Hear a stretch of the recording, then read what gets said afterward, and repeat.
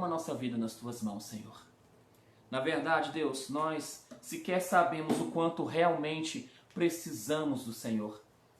As lutas, ó Pai amado, vêm nos chegando exatamente para nos mostrar a necessidade, o grau da necessidade que nós temos do Senhor, ó Pai. Porque no dia em que realmente entendermos, ó Pai, o quanto precisamos do Senhor, não iremos, ó Pai, para nenhum outro lugar que não seja a Tua presença. Abençoa, Senhor, a minha vida.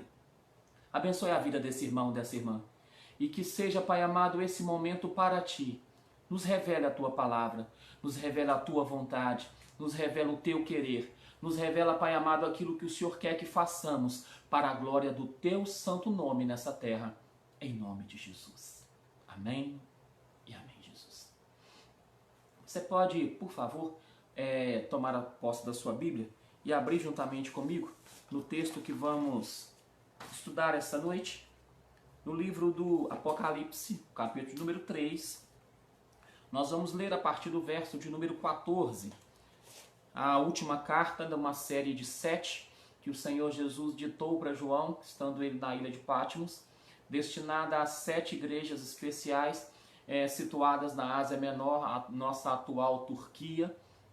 E essas cartas foram tão especiais durante toda a trajetória dos últimos 2000 anos, que a mensagem delas ainda é muito atual, a mensagem delas ainda é profética, a mensagem delas ainda é inspiradora, é transformadora. E o desejo do meu coração é de que, assim como o Senhor falou com você nas 6 primeiras, que Ele também possa falar ao seu coração nesta última carta, para a glória e honra do Senhor Jesus. Amém? Vamos ler? Assim diz a palavra do Senhor. Apocalipse, capítulo número 3, verso 14 em diante. Ao anjo da igreja em Laodiceia, escreve: Essas coisas diz o Amém, a testemunha fiel e verdadeira, o princípio da criação de Deus. Conheço as tuas obras, que nem és frio e nem quente. Quem dera fosses frio ou quente.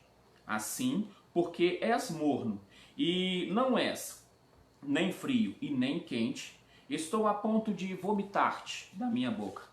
Pois dizes, estou rico e abastado, e não preciso de coisa nenhuma, mas não sabe que és infeliz, sim, miserável, pobre, cego e nu. Aconselho-te que de mim compres ouro refinado pelo fogo para te enriqueceres, vestiduras brancas para te vestires, a fim de que não seja manifesta a vergonha da tua nudez, e colírio para ungires os teus olhos, a fim de que vejas. Eu repreendo e disciplino a todos quanto amo. Sê, pois, zeloso e arrepende-te. Eis que estou à porta e bato. Se alguém ouvir a minha voz e abrir a porta, entrarei nessa casa, cearei com ele e ele comigo. Ao vencedor, dar-lhe-ei sentar-se comigo no meu trono, assim como eu também venci e me sentei no meu trono com meu Pai. Quem tem ouvidos, ouça o que o Espírito diz à igreja. Esse é o tema, essa é a carta, essas são as palavras de Jesus.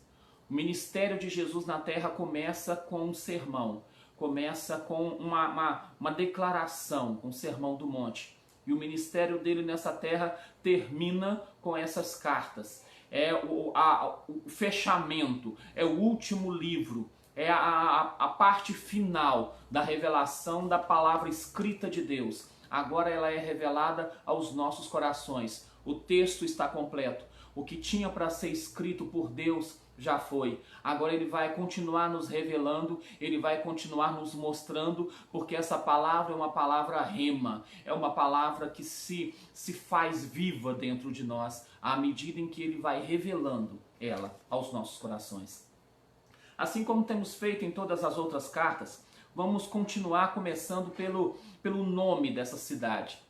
A história vai nos dizer que originalmente essa cidade não se chamava Laodiceia, ela tinha um outro nome, ela se chamava Dióspolis, que é uma versão mais grega, uma versão diferenciada, porque era uma cidade completamente devota a um deus, a Zeus.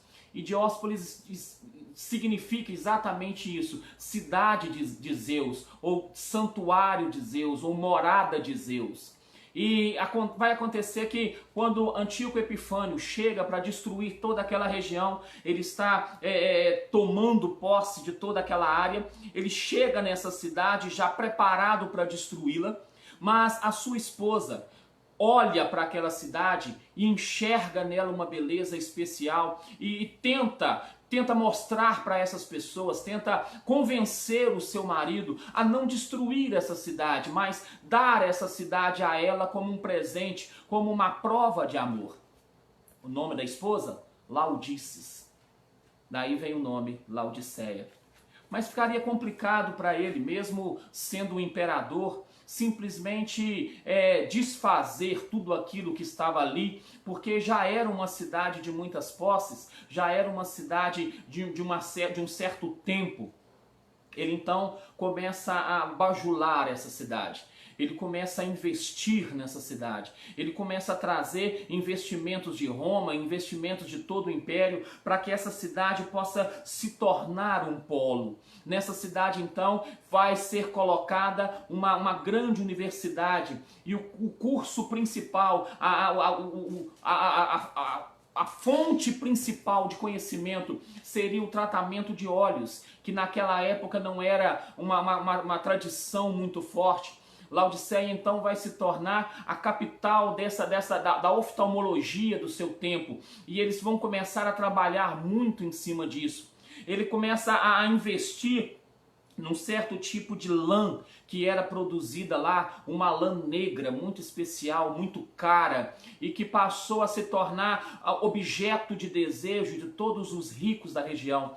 Então o que hoje nós temos em Paris, o que hoje nós temos em Londres, em Nova York, nas capitais da moda do mundo, naquela época se tinha em Laodiceia e em Roma. Então todas as pessoas que tinham um poder aquisitivo, eles adquiriam essa lã, eles adquiriam esse tecido, porque era um tecido muito especial. E eles também tinham o que eles chamavam de um pó frígio, que era uma especiaria que curava muitas doenças, que ajudava muitas pessoas em muitas enfermidades. Então eles trouxeram para o mesmo lugar muitos investimentos, e as pessoas começaram a se sentir alegres com aquela situação e começaram a abrir mão e foram abrindo mão, até que aquela cidade que originalmente foi criada, forjada, trabalhada para adorar a um Deus, mesmo sendo um Deus pagão, perdeu esse vínculo religioso, perdeu esse foco religioso por aquilo que ela foi recebendo de benefícios. E isso nos chama muita atenção, porque nós, como Igreja do Senhor, somos chamados para a adoração a um único Deus. Mas o mundo tenta nos ganhar, o mundo tenta nos bajular. Você se lembra que durante algumas vezes na Bíblia isso já aconteceu, até com Jesus. Satanás chega e tenta oferecer para ele alguns presentes em troca da sua adoração, em troca da sua servidão. Você se lembra que foi exatamente isso que Deus falou que o diabo falou com Deus na questão do Jó. Jó é um homem reto, íntegro, temente a Deus, que se desvia do mal, porque o Senhor cerca ele de bênçãos. O Senhor protege ele de bênçãos. O Senhor dá a ele tudo o que ele precisa. Na verdade, ele não te ama. O Senhor está comprando a servidão dele. E essa teoria, isso é muito mais sério do que a gente imagina. E se espalha. E vai ganhando adeptos e mais adeptos. E vai fazendo com que as pessoas se vendam ou aceitem algum pagamento por aquilo que elas fazem. E isso vai marcar de uma forma muito negativa a história dessa cidade.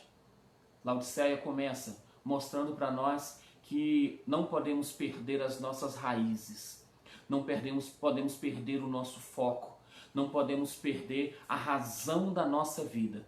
Você veio nessa terra para ser servo do Senhor. Você veio nessa terra para ser adorador do Deus verdadeiro. E Ele não aceita barganha, Ele não aceita metade, Ele não aceita dividir você com ninguém. Você é propriedade exclusiva dEle.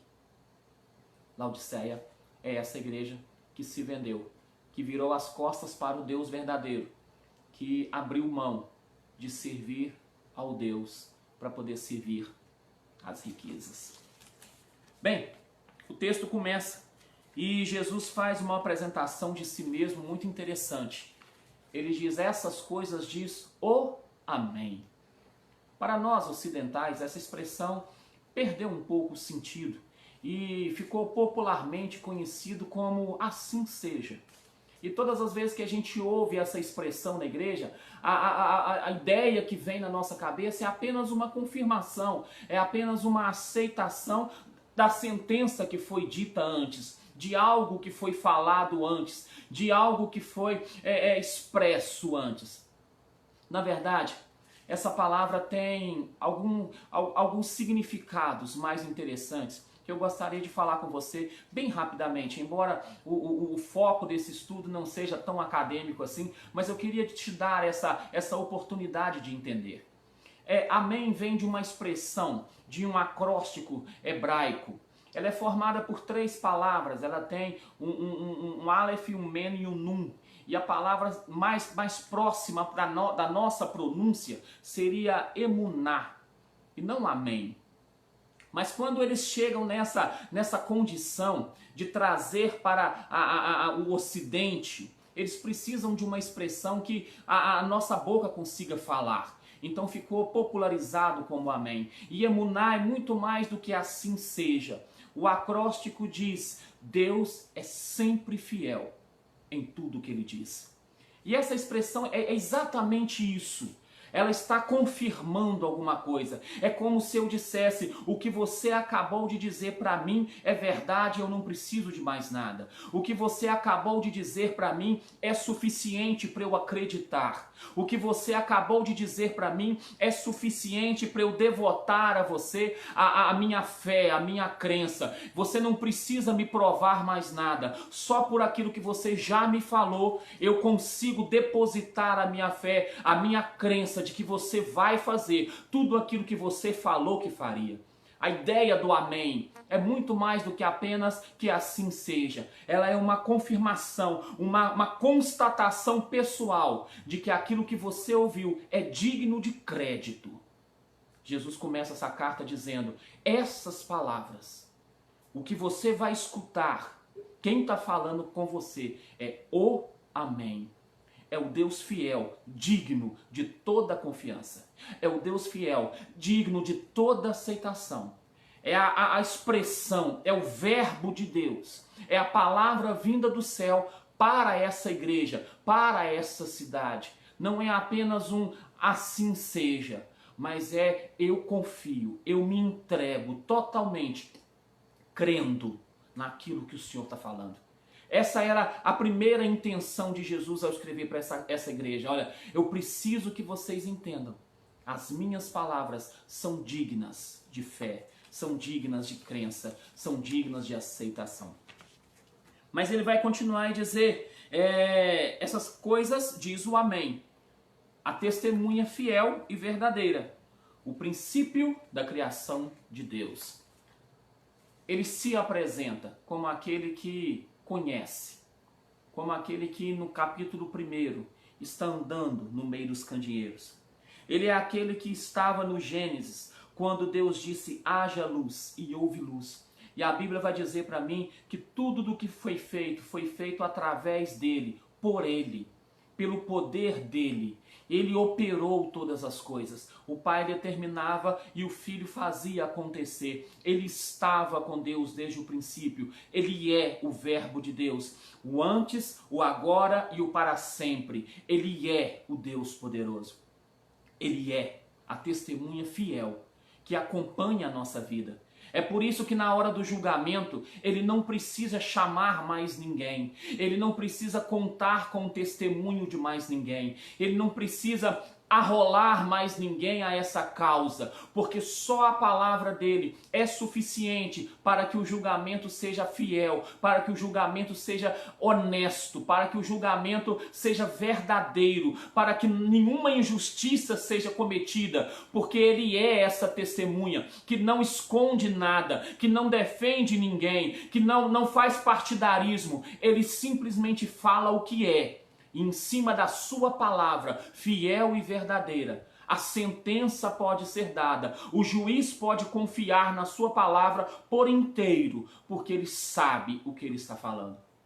É por isso que ele é o nosso advogado. É por isso que ele nos assiste diante de Deus. É por isso que ele nos apresenta e nos representa diante do Pai. O testemunho dele faz toda a diferença na história da minha vida, na história da sua vida. Por isso nada há de mais importante nessa terra do que ser sincero com ele.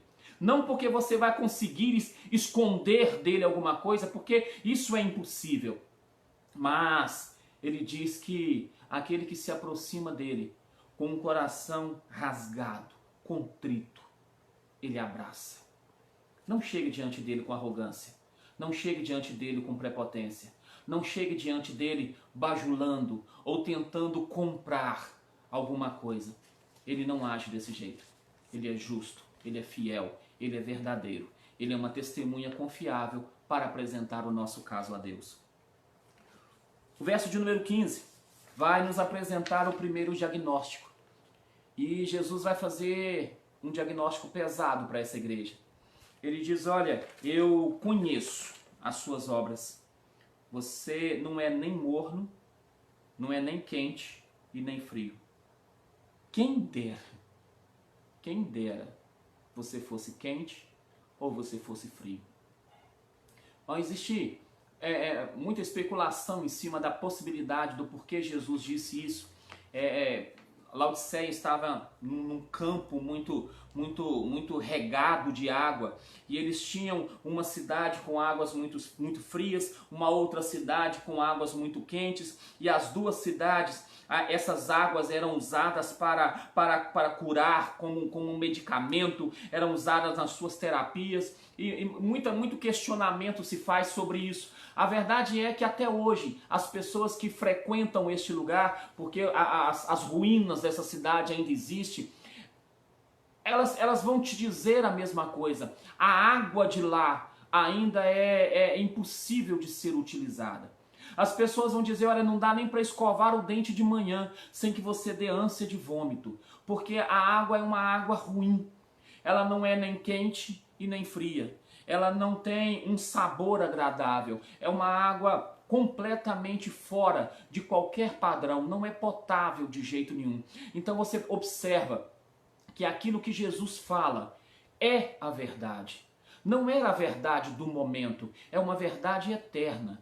Porque 2000 anos se passaram dessa carta e as águas de Laodiceia permanecem do mesmo jeito que eram há 2000 anos atrás. Por quê? Porque a testemunha fiel e verdadeira sabe do que estava falando.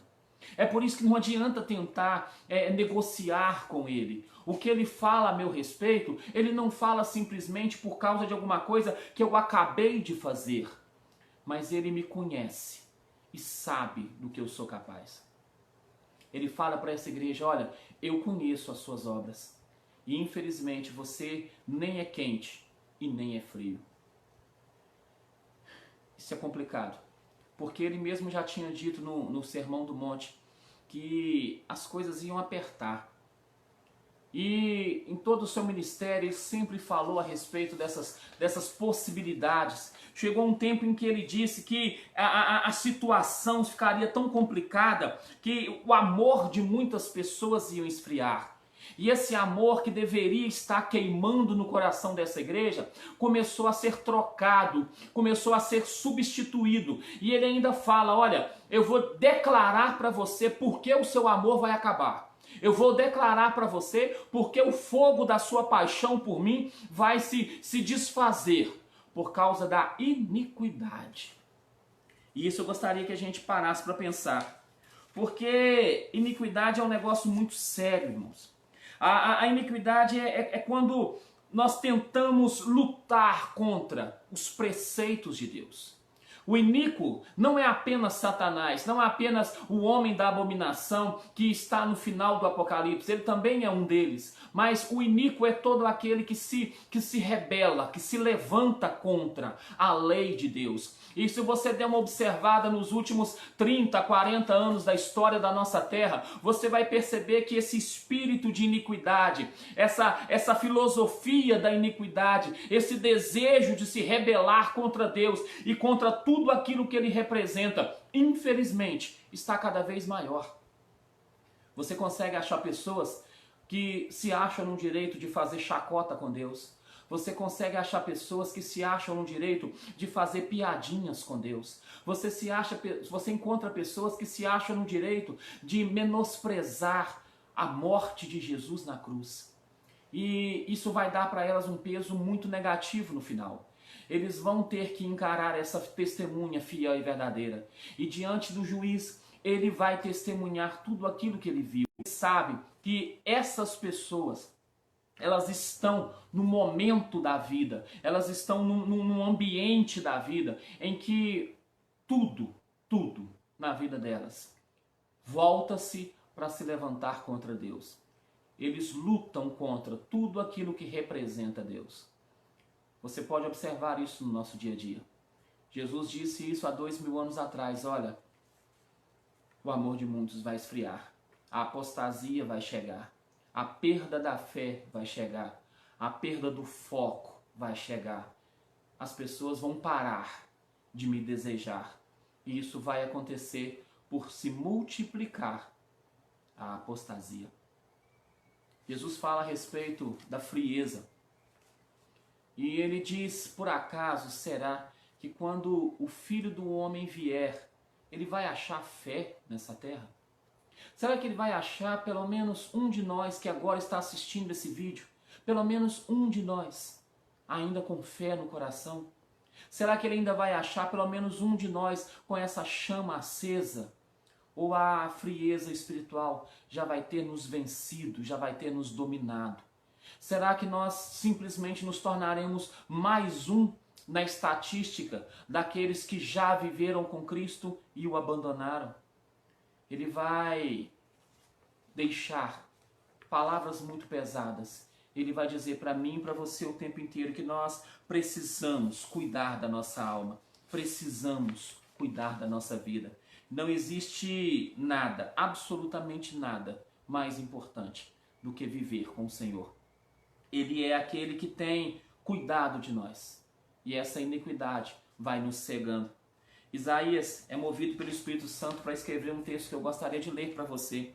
Isaías capítulo 64, versos de 5 a 7 diz assim: Saís ao encontro daquele que com alegria pratica justiça, daqueles que se lembram de ti nos teus caminhos, e eis que te iraste, porque pecamos.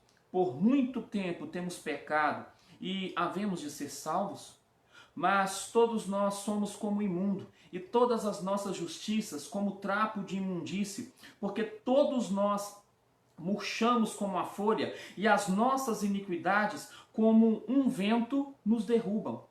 Já não há quem invoque o seu nome, e que se desperte e detenha, porque escondes de nós o teu rosto, e consomes de nós, por causa das nossas iniquidades.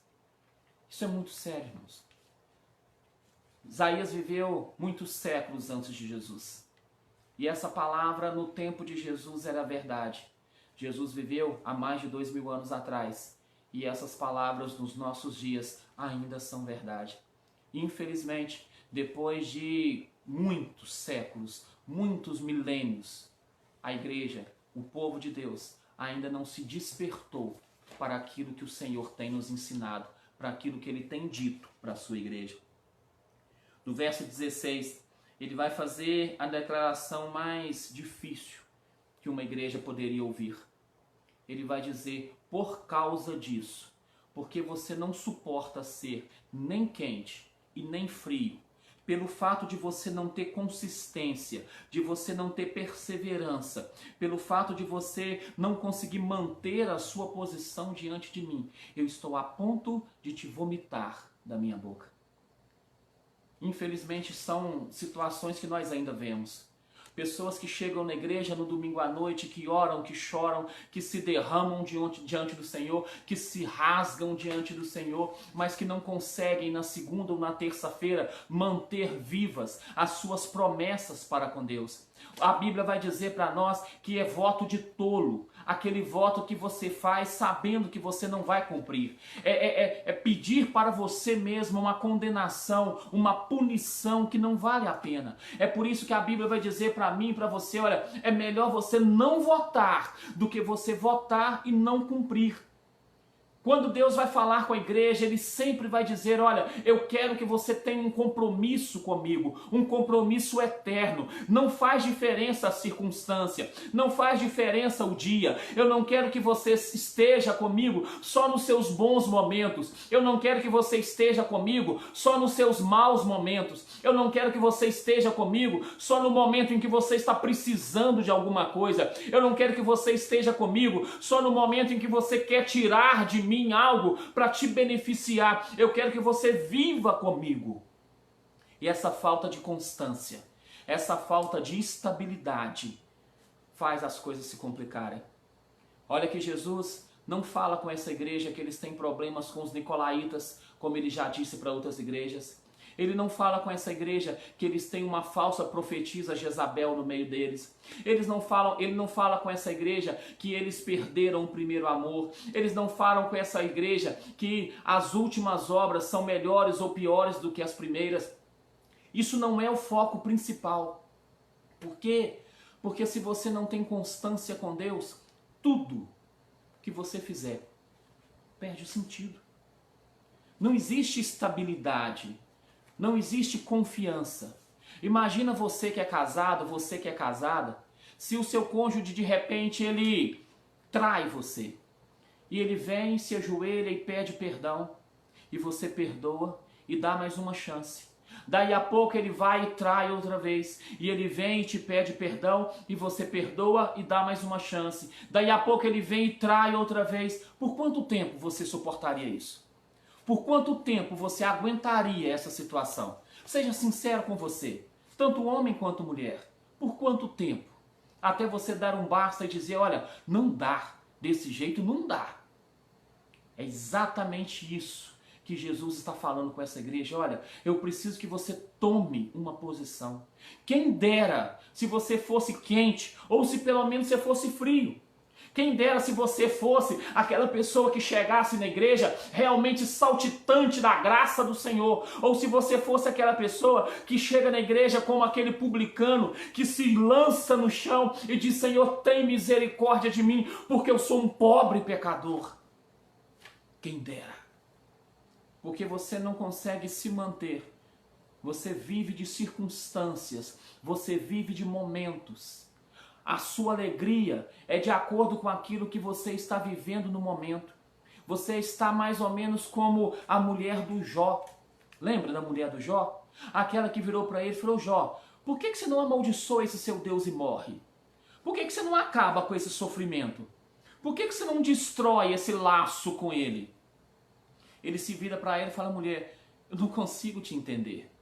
Quando as mãos de Deus estavam favoráveis, quando tudo estava vindo do céu para nós, Deus era muito bom, Deus era digno de ser adorado, Deus era digno de ser o Senhor da nossa casa, o Deus da nossa vida. Agora a mão dele vira contra nós e nós vamos nos virar contra ele. É assim que você quer? É assim que você acha que tem que ser? É assim que você espera ter uma vida com Deus? Bem, eu não sei qual foi a decisão dessa mulher. O que eu sei é que no capítulo 42 de Jó, Deus dá a ele de volta mais 10 filhos. Mas a Bíblia não fala que Deus dá a ele outra esposa, porque muito provavelmente essa mulher estava lá. Ela entendeu a mensagem. Ela recebeu de Deus a mensagem vinda do seu marido no auge do sofrimento. E ele pôde abrir os olhos dela para que ela enxergasse a verdade. É isso que o Senhor tem feito conosco. Abre os teus olhos. Observa a sua inconstância, esse mau hábito que você adquiriu de viver de momento. Isso vai acabar com o nosso relacionamento, isso vai nos destruir, porque não dá para ter um relacionamento com você assim. Essa inconstância está me irritando tanto que eu estou a ponto de te vomitar da minha boca. O verso 17, Jesus vai continuar com essa igreja e vai dar a essa igreja a continuação dessa sentença. Porque você se diz, a leitura que você faz de você mesmo é tão absurdamente equivocada que isso está fazendo você tomar decisões erradas uma após a outra. Você não preocupa mais em saber o que eu penso. Você não se preocupa mais em saber o que eu acho. A visão que você tem de si mesma, baseada no que você vê ou baseada no que as pessoas falam para você, é suficiente. Você não quer mais saber o que eu acho. O seu achar já é suficiente. O seu ver já é suficiente. Ele vai dizer para essa igreja, olha, você diz para você mesmo, eu sou rico, eu sou abastado, eu tenho tudo o que eu preciso. Esses últimos momentos da raça humana na Terra está provando para todos nós exatamente isso, irmãos. Toda a estrutura, toda a garantia, toda a condição econômica mundial, todo o desenvolvimento, todo o avanço tecnológico, tudo isso acaba em 60 dias. Não precisa mais do que isso. É fácil. Em pouco tempo, potências mundiais estão se curvando. Em pouco tempo, eles estão entregando o jogo. Eles estão jogando a toalha. Eles estão entendendo que sem Deus, nada pode ser feito. Essa igreja arrogava para si essa garantia. Eu já tenho o suficiente. Mas Jesus disse, olha, você não sabe a sua real situação. Você não faz ideia de como você realmente é. Pelo fruto, a gente conhece uma árvore. E muita coisa ficou embaçada na questão entre Tiago e Paulo. Porque muitas pessoas acharam que os dois estavam pregando coisas totalmente diferentes quanto à obra e à fé. Mas Tiago vai dizer para mim e para você uma coisa muito séria. Ele diz, olha, me mostra a sua fé sem obra, que pelas minhas obras eu te mostro a minha fé. Não é que a fé vai te fazer salvo. Não é que a obra vai te fazer salvo. Não é que a prática cristã vai te fazer salvo. É que o ser salvo vai fazer com que você tenha fé, com que você tenha obra, com que você tenha práticas cristãs. A obra não é um meio para se salvar. Ela é a realização, a comprovação dessa salvação. Quando as pessoas começam a agir, o agir delas vai provar aquilo que elas têm por dentro. E Jesus vai dizer para nós que aquilo que enche o nosso coração, uma hora ou outra vai sair na nossa boca. E essa igreja, ao fazer de si mesma essa avaliação completamente errada, ela estava provando com todas as letras que ela não tinha noção de como é o julgamento divino, do que realmente é importante para Deus, do que realmente tem peso nos céus. Jesus, no final do capítulo do livro do Apocalipse, do Sermão do Monte, no capítulo 7, ele diz, do verso 18 ao 23, não pode uma árvore boa produzir frutos maus, nem a árvore má produzir frutos bons. Toda árvore que não produz fruto bom é cortada e é lançada no fogo. Assim, pois, pelos seus frutos os conhecereis. Nem todo que me diz Senhor, Senhor entrará no reino dos céus, mas aquele que faz a vontade do meu Pai que está nos céus. Muitos me dirão naquele dia, e Senhor, Senhor, porventura não temos nós profetizado em teu nome, e em teu nome não expelimos demônios, e em teu nome não fizemos muitos milagres? E eu lhes direi explicitamente: eu nunca vos conheci. Apartai-vos de mim, vós que praticais a iniquidade. Mais uma vez, a iniquidade faz separação entre nós e Deus. Jesus não está falando com mundanos. Jesus não está falando com ateus. Jesus não está falando com pessoas afundadas no pecado. Jesus está falando com obreiros da casa. Pessoas que trabalharam para o Senhor. E as obras humanas podem até dar a impressão de que nós estamos no caminho certo. O resultado humano pode até nos indicar que nós estamos fazendo a coisa certa. Você vai conhecer pessoas que vão dizer para mim e para você a mesma coisa. Olha, eu posso até estar em pecado, mas quando eu pego o microfone para cantar, quando eu pego o meu instrumento para tocar, quando eu pego o microfone para pregar, a unção desce, a graça desce, as pessoas são renovadas, é verdade, mas não é porque você é perfeito, mas porque santo é o Senhor que tem te usado. E as pessoas acham que o fato de serem usadas por Deus dá a elas algum privilégio, mas infelizmente não dá. Porque Jesus entrou em Jerusalém montado em um jumentinho. E ele serviu para carregar Jesus para dentro daquela cidade. Mas esse serviço não garantiu a eles entrada nos céus. Carregar Jesus pelas ruas da nossa cidade, pelas ruas do nosso país, pelas ruas do nosso bairro, não garante nada. A única coisa que nós podemos ter é a aprovação dele. É por isso que Paulo vai dizer para Timóteo: olha, leva as suas obras, leva o seu caráter, leva a sua conduta cristã, leva o seu jeito de servir a Deus e apresenta tudo isso a Deus. Entrega nas mãos dele e pede ele para te avaliar. Não confia nos resultados humanos, não confia naquilo que as pessoas estão dizendo, não confie nos elogios, não confie nos bajuladores, não confie nos falsos testemunhos, confie apenas na fiel testemunha. A única pessoa que realmente sabe fazer um diagnóstico de nós é Ele. Apresenta-te a Ele. E só sai de lá quando você vier aprovado como um obreiro que não tem do que se envergonhar. Essa igreja era uma igreja que tentava fazer, mas as obras deles não eram nem quentes e nem frias. Não eram aceitas. Era uma igreja que não passou na aprovação do mestre. O verso 18 diz: aconselho que de mim compres o ouro refinado, as vestes e o colírio, para fazer luz àquilo que essa igreja tinha de mais precioso aos seus próprios olhos.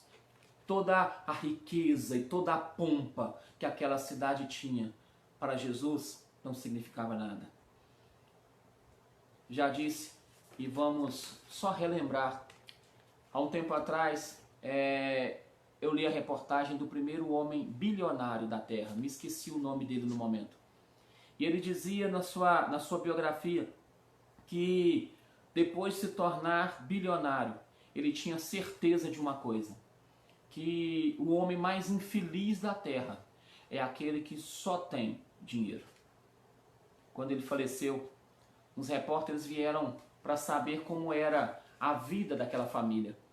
E um dos repórteres então perguntou ao contador dessa família: quantos milhões esse senhor deixou? Quanto foi a fortuna dele que ficou? Quanto ele deixou? E o contador serenamente virou para o repórter e disse: tudo. O doutor não levou nada. Por quê? Porque toda a nossa riqueza só pode nos levar até o cemitério. Dali para lá, não resolve mais nada. Essa igreja arrogava para si ser rica. Mas Jesus disse: olha, tudo que você tem aí vai acabar. Tudo que você tem aí vai se destruir. Tudo que você tem aí vai ficar. É uma riqueza que não vai muito longe. Jesus, no Sermão do Monte, ele diz nos versos 19 a 21 do capítulo 6: não acumuleis para vós tesouros sobre a terra, onde a traça e a ferrugem corrói, onde os ladrões escavam e roubam. Mas ajuntai para vós tesouros no céu, onde nem a traça corrói, onde os ladrões não escavam e nem roubam, porque aonde está o seu tesouro, aí vai estar seu coração. Muitas pessoas não têm dinheiro, mas o tesouro deles está na posição que eles ocupam, no status, na fama. Muitas pessoas não têm dinheiro, mas eles se sentem orgulhosos pelo cabelo que têm, pelo rosto que têm, pelo corpo que têm, pela voz que têm, pela eloquência que têm. E tudo isso vai acabar. Tudo isso vai ficar aqui. E Jesus vem e diz para mim e para você: aonde está o seu tesouro? É aí que vai estar o seu coração. Não pise em ninguém, porque você é mais estudado que fulano. Não pise em ninguém, porque você tem diplomas, porque você tem uma graduação, uma pós, você tem um MBA. Não pise em ninguém, porque você é mais sábio, porque você é mais conhecedor. Não pise em ninguém, por motivo nenhum dessa terra. Porque tudo que você tem, a terra vai destruir. Tudo que você possui, a terra vai destruir. Goste você ou não, aceite você ou não. Não tem nada, absolutamente nada, que você possa fazer para conservar.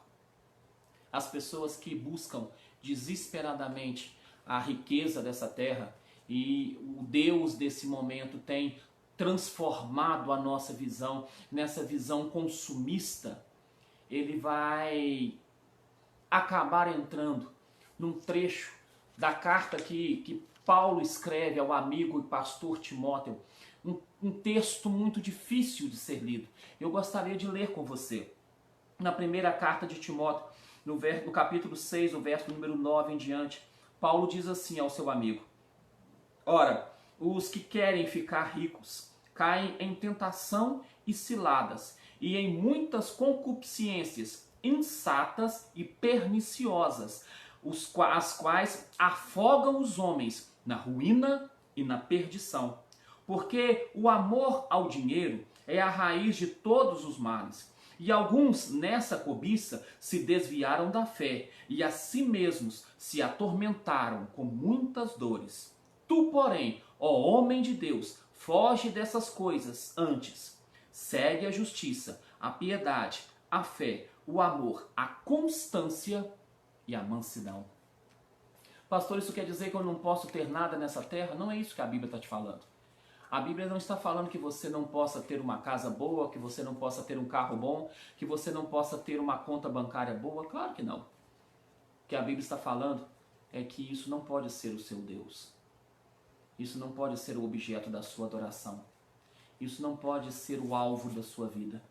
Isso não pode ser o motivo da sua alegria. Isso não pode ser o motivo da sua satisfação. Isso não pode ser o motivo de você se achar. Isso não pode ser o motivo de você espezinhar ninguém. Isso não pode tomar o lugar de Deus, porque tudo que toma o lugar de Deus na sua vida se torna maldição para nós. Tenha tudo que o Senhor te permitir ter, mas saiba, tudo é Ele. Tudo pertence a Ele. E tudo que Ele te der aqui vai ser só por um tempo. Vai acabar. E na hora que acabar, o que vai sobrar é o que você tiver depositado lá em cima. E se não tiver depósito nenhum, infelizmente, nada teremos para poder recorrer no momento do julgamento. No verso 19, Jesus vai te explicar por que ele está tratando a igreja desse jeito. Eu acho interessante porque ele deixou para a última carta. Não sei se todas as igrejas leram todas as cartas. Nós temos esse privilégio. E para nós é interessante entender esse verso 19, porque depois de 6 cartas completas, no final da última carta, ele faz questão de deixar esse versículo: eu repreendo e eu corrijo todos aqueles que eu amo. Se você está nos acompanhando, se você está conosco desde Éfeso, você sabe o quanto o Senhor já nos corrigiu. Você sabe o quanto o Senhor já nos repreendeu. Você sabe o quanto o Senhor tem trabalhado o nosso ego, o quanto o Senhor tem trabalhado o nosso caráter, a nossa forma de servir, a nossa forma de ver o mundo, a nossa forma de ver a igreja, a nossa forma de ver como agimos nessa terra. Se você não teve esse acesso, você tem aí na nossa página algumas, só a primeira que nós não temos, porque não tivemos a oportunidade de gravar, mas você pode ter acesso a todas as outras cartas, e você vai poder perceber exatamente isso. Durante todas as 7 cartas, ele faz questão de corrigir, ele faz questão de exortar, ele faz questão de mostrar, de apontar o erro. Sabe por quê? Porque isso é uma prova de amor. Na última carta, nos momentos finais dessa inscrição, ele se revela e diz: olha, eu repreendo e eu corrijo todos aqueles que eu amo. Pastor, deve ter alguma coisa errada comigo então, porque já tem muito tempo que Deus não me corrige, já tem muito tempo que Deus não me castiga, já tem muito tempo que Deus não me repreende. Então, ligue lá o pisca-alerta. Entra na presença do Senhor e pergunte a Ele o que é que está te acontecendo. Porque se Ele parou de te corrigir, pode ser que Ele tenha parado de te amar. Se Ele não te corrige mais, se Ele não te exorta mais, se Ele não te repreende mais, pode ser que Ele nem te reconheça mais como filho. Pode ser que para Ele você passou a ser só mais um. Daqueles que, como lemos no Mateus 7, adoram e fazem, mas não são reconhecidos no céu. Que Deus abra o nosso coração e nos ajude a entender a correção do Senhor, que é para nos colocar no eixo, para nos dar a única oportunidade que nós temos da vida eterna. Verso 20, ele vai dizer para mim e para você o que ele sempre diz: quem tem ouvidos para ouvir? Quem? Quem tem ouvidos? Uma expressão muito estranha, porque ele vai dizer: olha, eu estou à porta batendo. Essa igreja estava tão cega, essa igreja estava tão satisfeita com as suas realizações humanas, ela estava tão abastada com o seu dinheiro, ela estava tão feliz com a sua posição, ela estava tão feliz com o seu reconhecimento humano. Aquilo que as pessoas falavam dela estava dando para ela esse sentimento de tanta perfeição. Ela se sentia tão completa que ela não dava mais ouvidos para nada. Jesus está do lado de fora dessa igreja e ele está batendo, e as pessoas do lado de dentro não conseguem ouvir. O barulho do lado de dentro, as vozes do lado de dentro, aquilo que eles estavam fazendo era tão grande, era tão importante, que eles não conseguiam mais ouvir o chamado do Senhor. Jesus, no final da sua trajetória nessa terra, ele vai dizer o que Mateus registrou, Mateus 24, 37 a 39. O texto diz assim: pois como foi nos dias de Noé, também será nos dias da vinda do Filho do Homem. Portanto, assim como nos dias anteriores ao dilúvio, comiam e bebiam, casavam-se e davam-se em casamento, até o dia em que Noé entrou na arca e não o perceberam, senão quando veio o dilúvio e levou a todos. Assim também será a vinda do Filho do Homem. Esse é um dos textos mais complicados para nós cristãos, porque nós estamos no tempo do fim. Estamos caminhando para os últimos momentos da história da humanidade nessa terra. Mas eu não sei quantos anos ainda essa terra sobrevive. Eu sei que a minha história vai acabar em alguns anos. Eu espero que sejam muitos. Mas vai acabar. E Jesus dá esse alerta para nós há 2000 anos atrás. Como foi nos dias de Noé. As pessoas estavam tão envolvidas com as coisas humanas. Elas estavam tão envolvidas com seus afazeres. Elas estavam tão envolvidas com os seus motivos de alegria. Elas estavam tão envolvidas com aquilo que o mundo estava oferecendo para elas, que Noé passou com a sua família, entrou na arca, fechou a porta e ninguém percebeu. Hoje, enquanto experimentamos o isolamento social, percebemos o quanto o mundo nos faz falta. Percebemos o quanto estamos dominados pelos prazeres desse mundo. Percebemos o quanto somos devotos a essa vida de prazeres, a essa vida de momentos. As pessoas se questionam: o que eu vou fazer?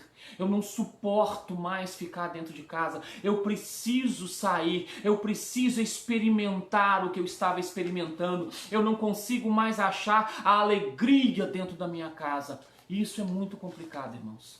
Muito complicado. Esse período para nós tem sido um período muito revelador, porque as pessoas se entregaram. E como Jesus disse, seria exatamente assim nos dias da vinda do Filho do Homem. Jesus vai terminar essa carta dizendo: olha, ao vencedor, eu vou deixar que ele se assente no meu trono. Do mesmo jeito que eu venci e o meu Pai deixou eu me assentar no trono dele. O trono fala a respeito de uma posição real.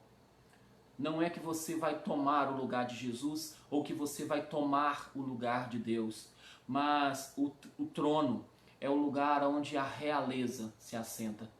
É o lugar onde o rei e os seus filhos se assentam. É aquele local onde todas as pessoas olham e sabem: aqueles que estão ali são da realeza. Nós somos o sacerdócio real, a nação santa, o povo escolhido de Deus, separado de Deus.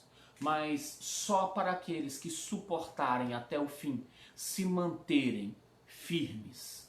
Só para aqueles que aguentarem a pressão, as ofertas do mundo. Só para aqueles que não se deixarem levar, não se deixarem comprar como essa cidade se deixou, não se deixarem se vender como essa cidade se deixou. Só para aquelas pessoas que conseguirem manter as suas raízes. Só para aquelas pessoas que conseguirem conservar o foco da sua vida.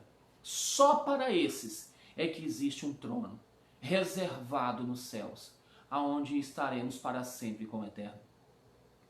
As 7 cartas terminam, mas as suas revelações e ensinamentos não.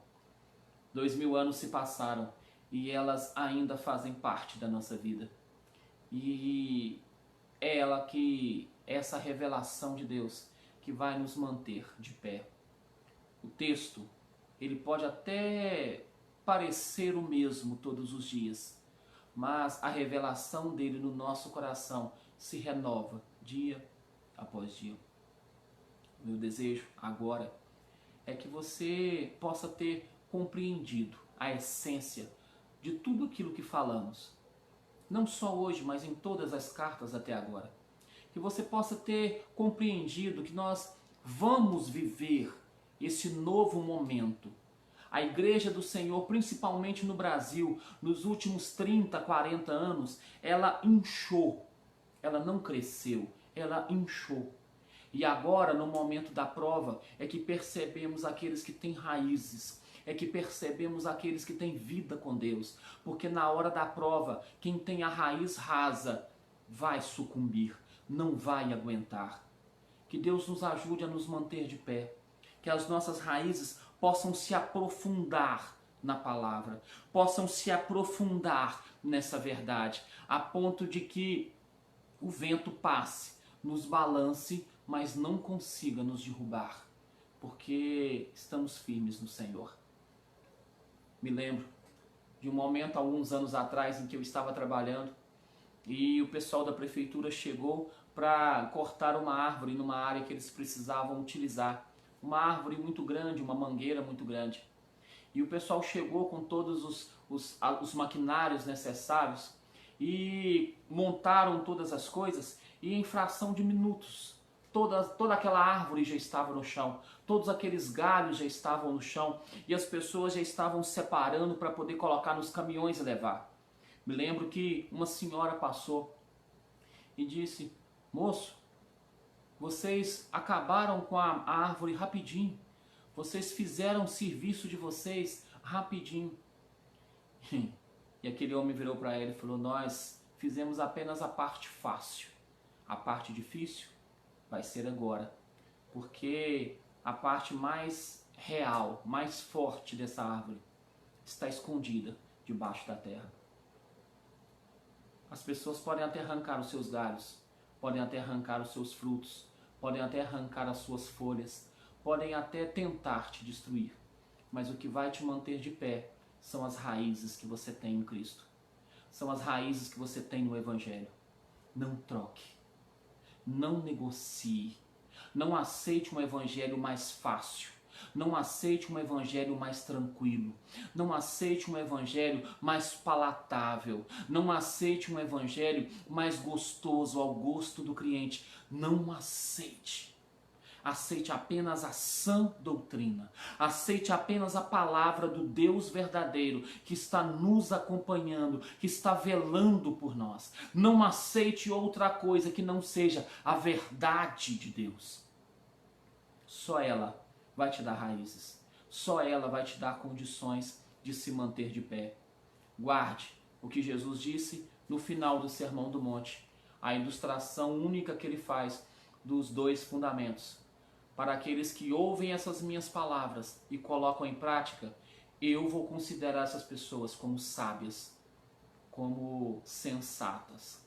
Agora, para aquelas pessoas que ouvem essas palavras, que leram essas 7 cartas, que passaram por esses 7 estudos, que estudaram todos esses momentos, que ouviram todas essas palavras, para essas pessoas que perceberam tudo isso, para as quais eu revelei todas essas coisas, para essas pessoas que ouviram tudo isso e não colocam em prática, para mim, essas pessoas são insensatas, como alguém que edifica sua casa em cima da areia. Não é uma decisão que eu possa tomar por você. É uma decisão só sua. E é uma decisão necessária. O que você vai fazer com o conhecimento que você recebeu é uma decisão só sua. O que eu tenho certeza é que você não é e nunca vai ser inocente diante do Senhor. Paulo vai dizer no livro de Atos que nós teremos que ser testemunha diante de Deus e dos homens de tudo aquilo que nós temos visto e ouvido. Essa é a nossa missão nessa terra. Eu gostaria de orar por você, pedir a Deus que abençoe a sua vida, pedir a Deus que a mensagem dessas 7 cartas possam fazer parte da igreja que você é, não da igreja que você pertence, mas da igreja que você é. Porque se você for um cristão verdadeiro, em qualquer igreja que você tiver, você vai ser canal de bênção. Agora, se você não for um cristão verdadeiro, você vai achar problema em todos os lugares. Se você for como essa igreja, nem quente e nem frio, mas for morno, você só vai trazer problemas para você e para as pessoas com as quais você convive. É uma decisão pessoal. E eu gostaria de orar por você, para que Deus abençoe a decisão que você vai tomar agora. E eu espero de todo o meu coração que a oração que você vai fazer agora seja: Senhor, me ajuda, me dá força para eu ser fiel e honesto, para que eu seja um seguidor verdadeiro, não simplesmente ouvinte, mas praticante da sua palavra. Oremos. Senhor Deus e amado Pai, Senhor, nós te agradecemos, ó Deus. Te agradecemos porque o Senhor colocou um propósito no nosso coração, ó Deus, de chegarmos ao final dessa série de cartas.